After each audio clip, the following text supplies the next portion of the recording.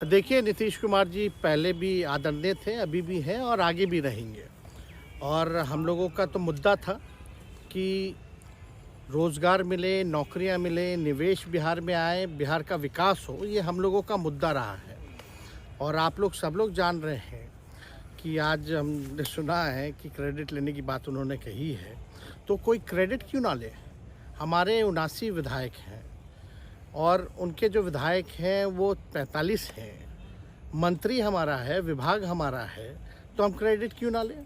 और यही मुख्यमंत्री जी जो 2020 के चुनाव में कहते थे कहाँ से पैसा लाएगा, कहाँ से नौकरी देगा, तो हमने, आपको पता होगा कि हमारी जो सरकार बनी थी इनके नेतृत्व में, वो 9 अगस्त 2022 में बनी थी और 15 अगस्त को मुख्यमंत्री जी ने ऐलान किया था। ये किसका विजन था, ये किसकी सोच थी।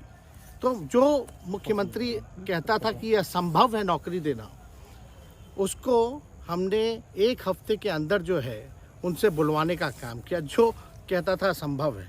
तो हम लोगों ने जिस हिसाब से विकास के काम किए, नए नए नीति लाए, टूरिज़्म डिपार्टमेंट हमारे पास था, हमने टूरिज़्म पॉलिसी लाया। आईटी डिपार्टमेंट राज्य कोटा में था, हम लोगों ने जो है आईटी पॉलिसी लाई। और भी कई जो पॉलिसीज़ हैं हम लोगों ने लाने का काम किया। स्पोर्ट्स पॉलिसीज़ हम लोगों ने लाने का काम किया।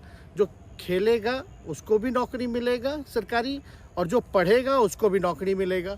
शिक्षा विभाग किसका था, राष्ट्रीय जनता दल के पास था। हमारे मंत्रियों ने लगातार जो है नौकरियां देने का काम किया।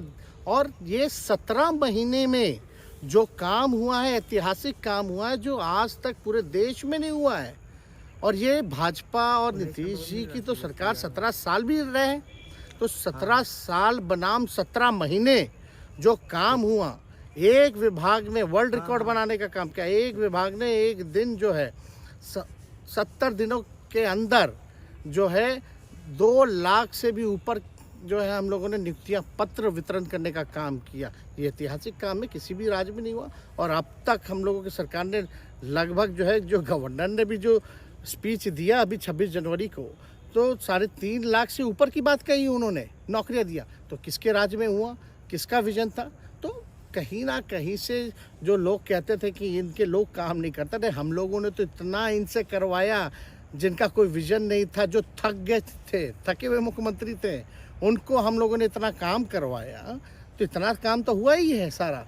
और आप लोग सब लोग जानते हैं कि जो भी बातें ये कह रहे हैं इनको खुद भी नहीं पता। हालांकि हम कोई व्यक्तिगत टिप्पणी नहीं करना चाहते हैं, और हम इतना अपने लोगों को आश्वस्त करते हैं कि ना हम में गुस्सा है, ना हम में नाराज़गी है। हम बड़े संयम रूप से हम लोगों ने गठबंधन धर्म का जो है पालन किया है, और उसी हिसाब से हम लोग आगे जनता के बीच अपनी बातों को रखेंगे। लेकिन एक बात स्पष्ट रूप से मैं कह देना चाहता हूँ कि अभी खेल शुरू हुई है, अभी खेल बाकी है। और मैं जो कहता हूँ वो करता हूँ। और आप लिख के ले लीजिए, जनता दल यूनाइटेड जो पार्टी है 2024 में ही ख़त्म हो जाएगी, ये निश्चित रूप से लिख लीजिए। और अभी तो खेल शुरू हुआ है, खेल बाकी है। अभी इन लोग जो भी करें, लेकिन मेरा स्पष्ट रूप से मानना है कि जनता हमारे साथ है और हमारा साथ देगी। और हम तो भाजपा के लोगों को भी धन्यवाद देते हैं, शुभकामनाएं देते हैं। चलो, जनता दल यूनाइटेड को अपने साथ लिया। उन्होंने कहा कि आपने मजबूर कर दिया उनको। किस चीज़ की मजबूरी थी ऐसी, क्या तर्क देंगे? उनके साथ के सहयोगी पूछ रहे हैं कि तर्क क्या देंगे? शिक्षा व्यवस्था में सुधार जो अब तक नहीं हो पाया था, क्वालिटी ऑफ एजुकेशन, चिकित्सा में अस्पतालों को बेहतर करना, रोजगार देना, आर्थिक न्याय देना, स्वयं सहायता समूह के मानदेय को दुगुना कराना, पॉलिसीज़ लाना।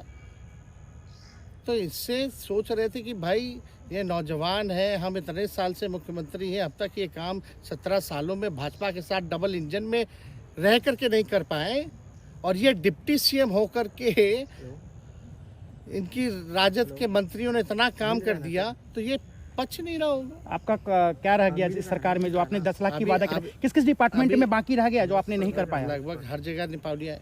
और हम आपको बता दें पिछले 2 कैबिनेट से पब्लिक हेल्थ कैडर का फाइल इन लोगों ने रोक रखा है, जिसमें लगभग 1 लाख से भी ऊपर नियुक्तियां हैं।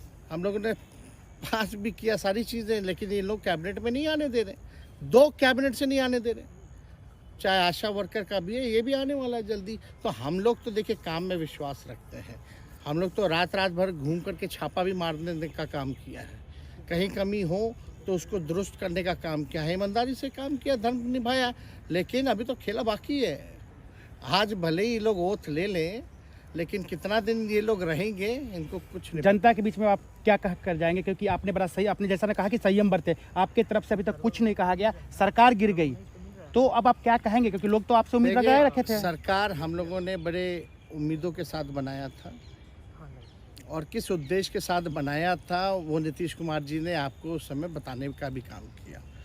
ये गए हैं, इन्होंने इसकी हत्या की है, तो जनता इसका जवाब देगी। सम्राट चौधरी सर पे मुरेठा बांध के घूम रहे थे कि इनको अब देखिए अब इस पे क्या टिप्पणी, पुरानी बातें नहीं, काम की बात होनी चाहिए। कौन क्या कहता था, ये क्या हुआ नहीं हुआ, अब ये तो सारा इतिहास है। लेकिन हम तो आगे के बारे में सोच रहे हैं, और आगे यही है कि खेला भी बाकी है, और हम लोग मिल करके जो है, जो विजन के साथ आए हैं, उस विजन को हम लोग पूरा करेंगे जनता के साथ। सर एक सवाल, जिस तरीके से वो विधानसभा में भाषण दे रहे थे, जहां मंच पे जा रहे थे, कुछ ऐसे एक्टिविटी थी उनको लेकर जिसके लेकर पूरा बिहार में चर्चा था। आप क्योंकि उनके साथ कैबिनेट में रहे हैं, उप मुख्यमंत्री रहे हैं, हर जगह आप साथ में बैठ रहे। आप तो जान ही रहे, जब नीतीश कुमार जी हमारे साथ होते थे, मंच से हम लोग बातें करते थे, तो क्या क्या नहीं बोलते थे, कितना काम कर रहे हैं, ये काम हुआ। आज तक कभी नियुक्ति पत्र किसी सरकारों, बिहार सरकार ने नीतीश कुमार जी को बांटते हुए देखे थे क्या? हम आए तब ना बंटवाना शुरू किए, उसके बाद ना भारत सरकार बांटना शुरू किया। कोई ये सब भूलता है कोई? बीजेपी को क्या कहेंगे? बीजेपी ने कहा शुभकामना है बीजेपी के लोगों को, बीजेपी के लोगों को शुभकामना। इससे ज़्यादा भी हम, इंडिया गठबंधन आपका टूक खत्म हो गया एक तरह से।